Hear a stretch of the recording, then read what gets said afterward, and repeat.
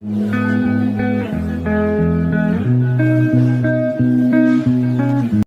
Guys, welcome to एलेब्रो education. चलिए आज जानते हैं हम लोग मैग्नेटिक फोर्स के बारे में। मैग्नेटिक फोर्स क्या है? दो डिफरेंट मैग्नेट के बीच लगने वाले फोर्स को ही हम लोग मैग्नेटिक फोर्स कहते हैं। यानी जैसे कूलाम का लॉ था दो चार्जेस के बीच में लगने वाले फोर्स के लिए इलेक्ट्रोस्टैटिक फोर्स के नाम से, वैसे ही मैग्नेटिक फोर्सेस भी होते हैं।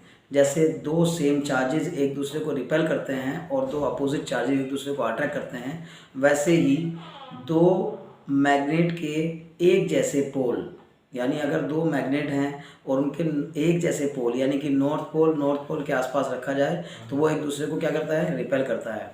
और अगर दो मैग्नेट का एक नॉर्थ पोल और दूसरे मैग्नेट का साउथ पोल एक दूसरे के करीब रखा जाए तो नॉर्थ पोल साउथ पोल को अट्रैक्ट करता है।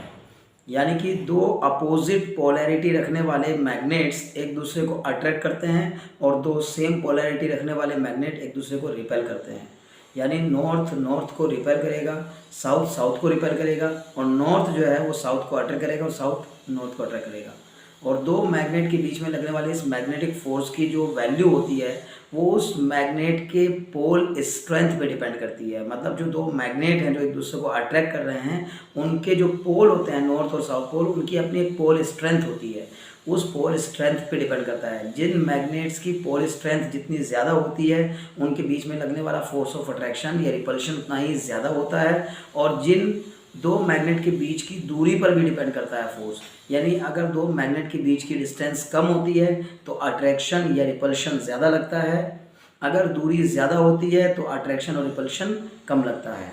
तो जिस तरह से चार्जेस के बीच में लगने वाला फोर्स चार्ज के मैग्नीट्यूड और उन दोनों के बीच की डिस्टेंस पर डिपेंड करता है, वैसे ही दो मैग्नेट के बीच में लगने वाला फोर्स ऑफ अट्रैक्शन और रिपल्शन उन दो मैग्नेट के पोल की पोल स्ट्रेंथ और उनके बीच की डिस्टेंस के ऊपर डिपेंड करता है। उनके बीच में कितनी डिस्टेंस है, डिस्टेंस के स्क्वायर के इन्वर्सली प्रोपोर्शनल होता है और पोल स्ट्रेंथ के प्रोडक्ट के डायरेक्टली प्रोपोर्शनल होता है।